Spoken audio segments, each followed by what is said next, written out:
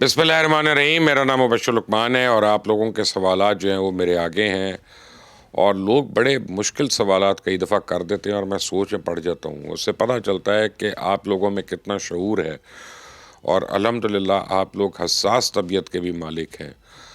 تو ایسے ہی، اور اسپیشلی نوجوانوں سے، تو یہ ایسے ہی نوجوانوں کی ہمیں ضرورت بھی ہے. بہرحال لیاقت علی کہتے ہیں اس وقت پاکستان کے خلاف انڈین را، اسرائیلی موساد، افغانی نام نہاد تحریک، Taliban, T T P, P T M, P T I, B L A, B L F اور جے ایس ایف جو ہے نام نہاد کشمیری.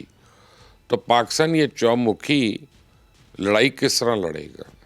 اور بہت اچھا سوال ہے لیاقت. بات یہ ہے کہ پاکستان کو دو قسم کی لڑائی ہوتی ہے، تین قسم کی. اور میں آپ کو بتاؤں، ایک تو ہوتی ہے جو فوج لڑتی ہے، بٹ ایک لڑائی ہوتی ہے جو قومیں لڑتی ہیں، اور ایک لڑائی ہے جو فوج اور قوم مل کر لڑتی ہے. تو جس ملک میں یا جس قوم میں یہ تینوں کمپوننٹس شامل ہوتے ہیں نا، اس کو آپ 100 لڑائیوں میں دھکیل دیں، اس کو کوئی پرابلم نہیں ہے. انشاءاللہ جس دن پاکستانی قوم اور پاکستانی فوج کمیٹڈ ہو جائے گی، اور وہ کسی سیاست کی وجہ سے ان میں کوئی گیپس نہیں ہوں گے، ان میں کوئی آپ سمجھے دراڑ نہیں ہوگی، تو پھر یہ سال 1.5 سال کی مار ہے، اس سے زیادہ نہیں لگے گا. کیونکہ ہماری لا انفورسمنٹ میں اتنی قابلیت ہے کہ وہ ان ساروں کو یکسوئی کے ساتھ جب اگر ڈیل کرے گی تو اڑا کے پھینک دے گی. بہرحال تنزیل ہیں اسلام آباد سے، کہتی ہیں جی میرا تعلق کرسچن کمیونٹی سے ہے. سر میں آپ کو بہت عرصے سے فالو کر رہا ہوں. اچھا، تنزیل ہیں اسلام آباد سے، کہتے ہیں جی میرا تعلق کرسچن کمیونٹی سے ہے. سر میں آپ کو بہت عرصے سے فالو کر رہا ہوں، لیکن آپ کی صحافت دوسروں سے بہت مختلف ہے. آپ کا تجزیہ ہمیشہ سچ ثابت ہوتا ہے، جس کی وجہ سے میں قدر کرتا ہوں. بہت سے پاکستانی اس بات سے واقف نہیں ہیں. فلسطین میں جو چرچ ہے وہاں پہ ایک وقت اسلام آباد سے آیا تھا. غازہ میں چرچ پہ بھی بامبنگ ہوئی تھی، لہٰذا لوگوں کو یہ بھی بتانے کی ضرورت ہے کہ وہاں صرف مسلمانوں پہ نہیں، عیسائیوں کو بھی نشانہ بنایا جاتا ہے. لہٰذا جب آپ غازہ کا ذکر کرتے ہیں تو کرسچن کمیونٹی کا بھی ذکر کیا کریں. اللہ آپ کو خوش رکھے. تنزیل، پہلے تو شکریہ، اور پھر مائی اپالوجیز، آئی ایم سوری کہ اگر ہم نے چرچز کا ذکر نہیں کیا. لیکن جہاں تک مجھے یاد ہے، میں اپنے کئی ویلاگز میں بتا چکا ہوں کہ غازہ میں کرسچن چرچ جو ہیں وہ بھی شہید ہوئے ہیں اور ان کو بھی نشانہ بنایا گیا. بٹ آپ کو میں ایک بات بتاؤں کہ while you are right and I agree, ہمیں کرنا چاہیے. اور مسیحی برادران ہمارے جو ہیں ان کی قربانیاں کسی سے کم نہیں ہیں، اور ان کی کنٹریبیوشنز بھی کم نہیں ہیں. لیکن میں آپ کو ایک بات بتاؤں کہ جو نیتن یاہو ہے، میں نیتن یاہو کی بات کرتا ہوں، میں جوز کو بھی نہیں برا کہوں گا. نہ میں کبھی یہ جائز سمجھتا ہوں کہ جوز کی جو عبادت گاہ ہیں ان کے اوپر خدا نخواستہ کوئی گستاخی کرے یا کوئی ایسی بات کرے. لیکن میں نیتن یاہو کو سمجھتا ہوں یہ انسانیت کا دشمن ہے. اور جو شخص انسانیت کا دشمن ہوتا ہے، اس کے لیے مسلم ہو، کرسچن ہو، ہندو ہو، جو ہو، سکھ، اس کے لیے کوئی ویلیو نہیں ہے لوگوں کے مذہب کی، لوگوں کے فیتھس کی. اس کے لیے تو ہیومینٹی کی ویلیو نہیں ہے.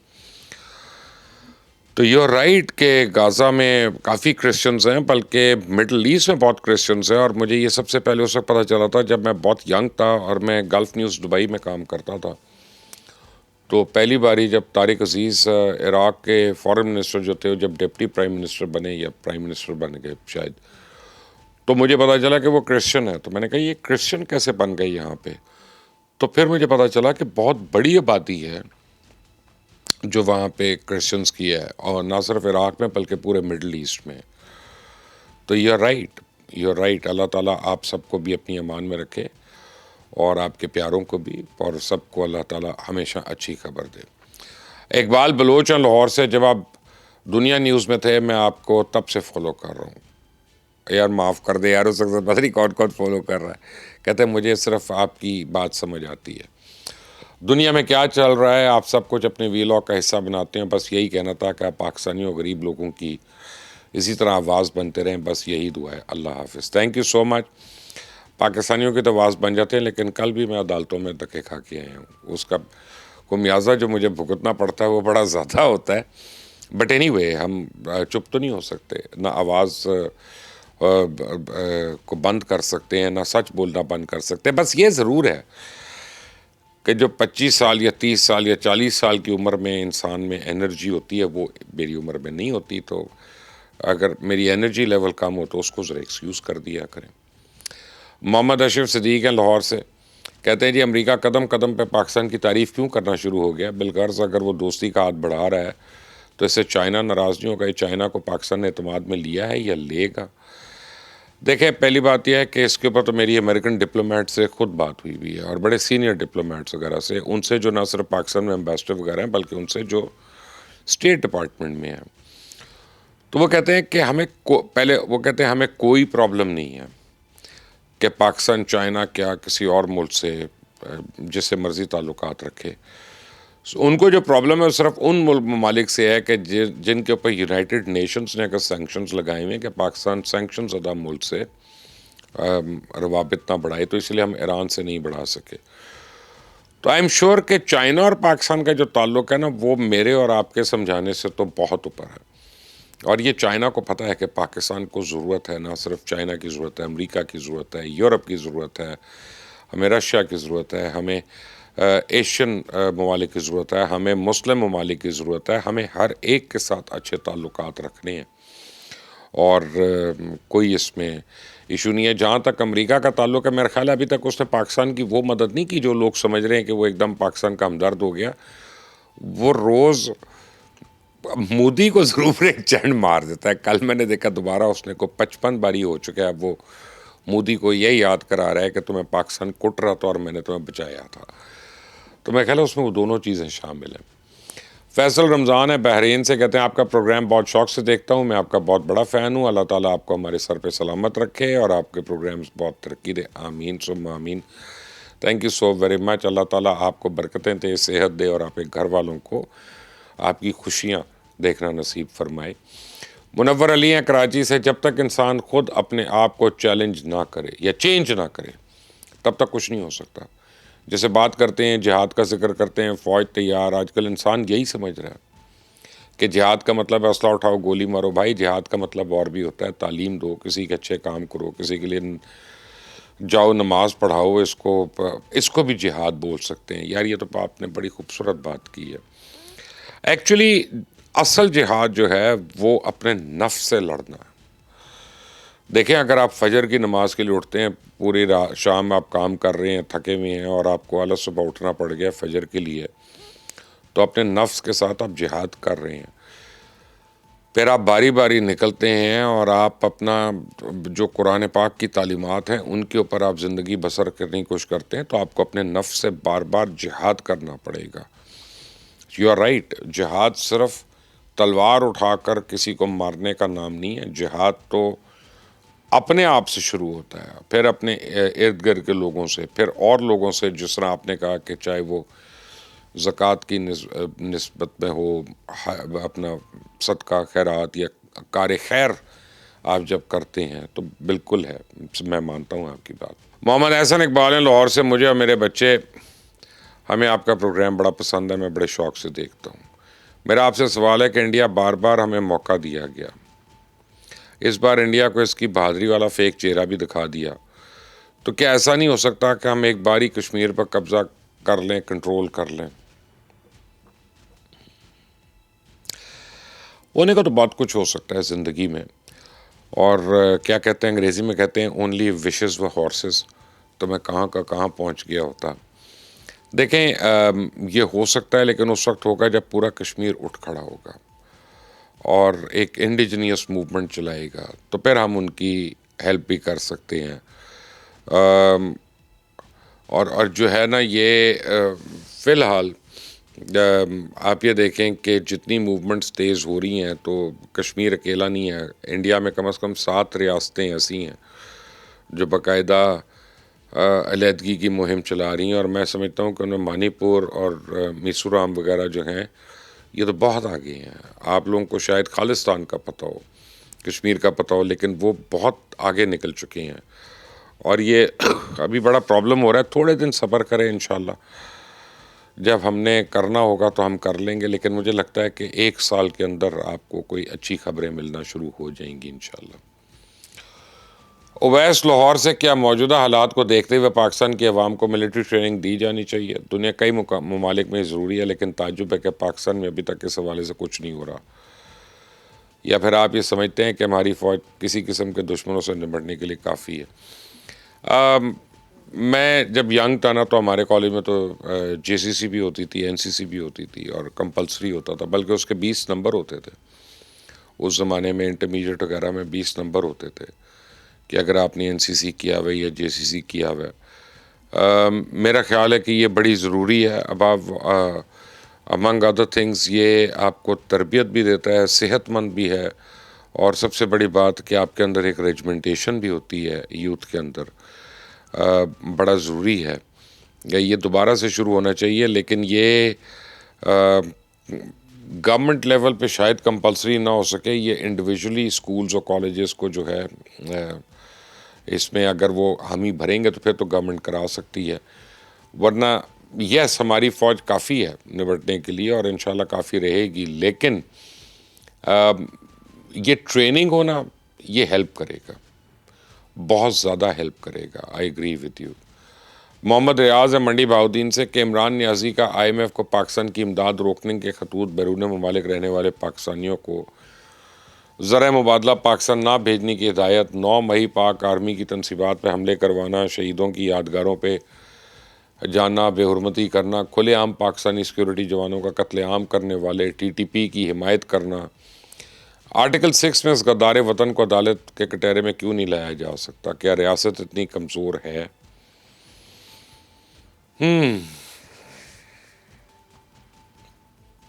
یس، میرا یہ خیال ہے کہ عمران خان ایک بہت پاپولر آدمی ہے، اور یعنی اس کی پاپولیرٹی اتنی ہے کہ اگر آپ کل الیکشنز کرواتے ہیں تو آپ کو اس کا رزلٹ نظر آ جائے گا، اور یہ نہ ماننا بھی ایک بے وقوفی ہے، اور وہ ایک جن ہے۔ لیکن میں یہ سمجھتا ہوں کہ اس کو غداری کا مقدمہ چلا کے مارنے سے بہتر ہے کہ اس کے جو جھوٹ ہیں وہ لوگوں کے آگے ایکسپوز کیے جائیں، تاکہ جو نوجوان نسل مس گائیڈ ہو کے مس لیڈ ہو رہی ہے وہاں پہ، اس کو ہم راہ راست پہ لے کے آئیں۔ جیسے الطاف حسین ہے، آج سے 15 سال پہلے بہت زیادہ بیمار ہوا تھا، تو مجھے مصطفیٰ کمال نے کہا، میں نے کہا ماری جائے تو اچھا ہے، تو ایسے میں کہتا نہیں ہوں لیکن میں نے کہہ دیا، تو مجھے اس وقت مصطفیٰ کمال نے ایک بات کی، اس نے کہا نہیں بھائی کبھی کسی کے مرنے کی دعا نہ مانگو۔ یہ مصطفیٰ کمال جو ایم کیو ایم کے اور ہمارے ناظم تھے کراچی کے، انہوں نے کہا کہ آپ دعا کریں اللہ اس کو لمبی عمر دے تاکہ یہ بے بس ہو لوگوں کے آگے، اور یہ دیکھے اپنے آگے اپنی تباہی ہوتا ہوا، اور جو اس کی وجہ سے تباہی ہوئی وہ بھی اپنا یہ ایکسپیرینس کرے، اور پھر لوگوں کو نظر آئے کہ یہ کتنا خبیث انسان ہے۔ ورنہ اگر ابھی مر گیا یا اس کو کچھ کر دیا تو اس کے جو ڈائی ہارڈ ماننے والے ہیں وہ مانیں گے ہی نہیں کہ بھائی میں یہ بیماریاں تھیں یا بھائی میں یہ پرابلمز تھے۔ تو کئی باری آرام سے چلنا جو ہے وہ بہتر بھی ہوتا ہے۔ عبداللہ اشرف کلیا ویلی لکھا اکاڑا سے، میرا سوال ہے کہ پاکستان میں ڈیم ضروری نہیں ہے بننے، اور پاکستانی حکومت ڈیم کیوں نہیں بنا رہی؟ بڑا ضروری ہے، ڈیم تو لائف لائن ہے ہماری، ہم تو بڑے سال سے کالا باغ ڈیم اور بادشاہ دے امیر بادشاہ ڈیم اور دوسرے ڈیمز کی وکالت کر رہا ہوں، اور میں تو سمجھتا ہوں کہ مشرف نے اگر کوئی کام نہیں کیا اور جو بہت برا تھا تو وہ کالا باغ ڈیم نہ بنانا تھا، اور اس وقت وہ بس اس کی پتنی کو مجبوری آ گئی کہ وہ ایک پولیٹیکل اور سویلین لیڈرشپ میں اپنا فیوچر دیکھ رہا تھا بعد میں، تو he wanted to do things that were politically correct, اور وہ نہیں بنا، ورنہ اس وقت اگر زور زبردستی میں بن جاتا تو آج ہمارا بہت فائدہ ہوتا، بہت فائدہ ہوتا۔ لیکن اب پتہ نہیں ہمارے پاس پیسے بھی ہیں ڈیمز بنانے کے کہ نہیں ہیں۔ اور جہاں تک ثاقب نثار صاحب کا بات ہے، وہ اگر کہیں ملیں تو مجھے بتائیے گا، ہم ان کو یاد کرائیں کہ انہوں نے ڈیم فنڈ کی رکھوالی کرنی تھی، وہ کہاں چھپے ہوئے ہیں۔ اینی وے، مختار احمد ہے میاں والی سے، حماس نے اسرائیلیوں کا کتنا نقصان کیا، کتنے ان کے فوجی مارے ہیں؟ مختار صاحب سچی بات یہ ہے کہ مجھے نہیں پتا حماس نے کیا نقصان کیا ہے، میرا خیال ہے خود ان کو بھی نہیں پتا، نعرے وعدے تو بہت کچھ ہیں، لیکن حقیقت یہ ہے کہ حماس کی وجہ سے غازہ اور فلسطینیوں کا جو نقصان ہے وہ تو ہمیں پتہ ہے، لیکن حماس کا کتنا فائدہ ہوا وہاں پہ وہ ہمیں ابھی تک نہیں پتا، اور اسرائیل کا کتنا نقصان ہوا۔ کاشف ہے جرمنی سے کہیں ایسا تو نہیں کہ اسرائیل انڈیا کو پاکستان کے خلاف جنگ لڑنے کے لیے اکسا رہا ہے؟ اسرائیل یہ چاہتا ہے کہ ایران کے ساتھ میں خود لڑوں اور دوسروں کے ساتھ انڈیا کو لڑا دوں۔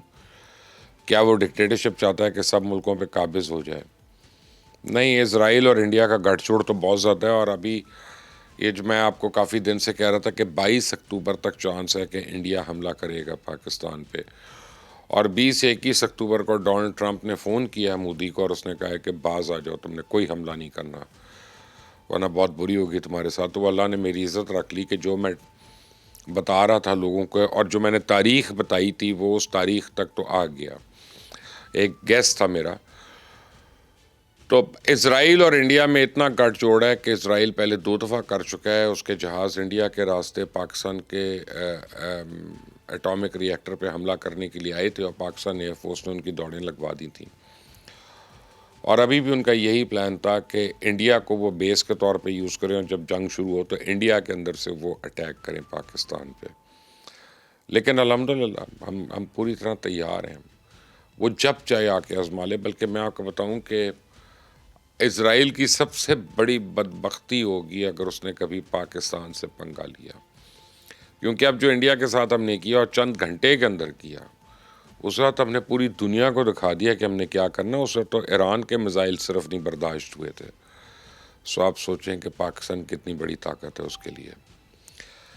عفنان احمد ہیں لاہور سے، کہتے ہیں را مساعد T T P, B L A اور پی ٹی آئی ان سب کا ایک ہی بیانیہ، آپ کو نہیں لگتا کہ پی ٹی آئی ایک کالعدم تنظیم بن چکی ہے، اس پر ریاست کو ایکشن لینا چاہیے؟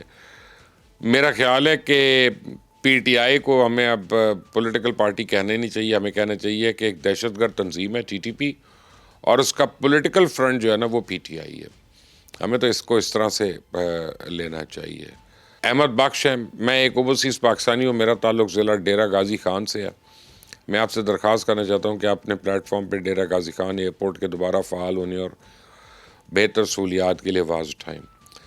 ہمارے علاقے کے لوگ محنت کش ہیں لیکن سفر اور سہولتوں کی کمی کی وجہ سے بہت مشکلات برداشت کر رہے ہیں، مجھے امید ہے آپ ہماری آواز حکام تک پہنچائیں گے۔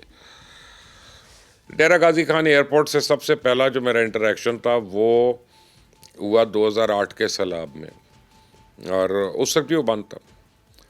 تو ہم نے کافی اس زمانے میں ایکسپریس ٹی وی میں ہوتا تھا، ہم نے بہت سیلاب کے اندر کام کیا اور 350 ٹن ہم نے تقریباً گرین جمع کیے اور کئی کروڑ لوگوں نے مجھے پیسے دیے تھے وہاں پہ خرچ کرنے کے لیے، جو ہم نے کیے الحمدللہ۔ تو ڈیرہ غازی خان میں ہمیں آفر تھی اور وہاں سے باہر سے بڑے جہاز جو تھے کارگو شپس وہ آنا چاہ رہے تھے، ہم ان کو لانا چاہ رہے تھے وتھ فوڈ آئٹمس۔ تو انہوں نے کہا کہ جی ایئرپورٹ اس قابل نہیں ہے کہ رن وے اس کا ٹھیک نہیں ہے، اتنے بڑے جہاز کو لے نہیں سکتا۔ تو میں نے کہا کہ چھوٹے جہازوں میں لے آئیں۔ تو انہوں نے کہا جی ابھی وہ ان ایون ہے، پتہ نہیں اس کی ریپیئر ہو رہی ہے تو اگلے 6 مہینے لگیں گے اس کو ریپیئر ہونے میں۔ تو یہ 2008 کی بات ہے، اور میرا خیال ہے کہ لاسٹ جب اس پہ کام ہوا تھا وہ ہوا تھا جب فاروق لغاری، سردار فاروق خان لغاری جو تھے صدر پاکستان تھے، تو وہ ڈی جی خان ایئرپورٹ کو یوز کرتے تھے آنے جانے کے لیے ویکنڈز کے اوپر۔ تو اس وقت تو شاید ریپیئر ہوا تھا اور اس پہ کام تھا اور ایئر ٹریفک بھی تھا، لیکن اب شاید نہیں ہے۔ اور یس یو آر رائٹ، یہ میں کوشش کرتا ہوں کہ کسی طرح آپ کی آواز اٹھا کے حکومت کے یا منسٹری آف ایویشن تک میں ضرور پہنچاؤں تاکہ اس پہ کوئی کام ہو سکے۔ امپورٹنٹ بات ہے۔ آپ لوگ اپنا خیال رکھیے گا، ہمیں اور سوال لے کے بھیجیے گا۔ اللہ تعالیٰ سب کا حامی و ناصر ہو۔ اللہ حافظ۔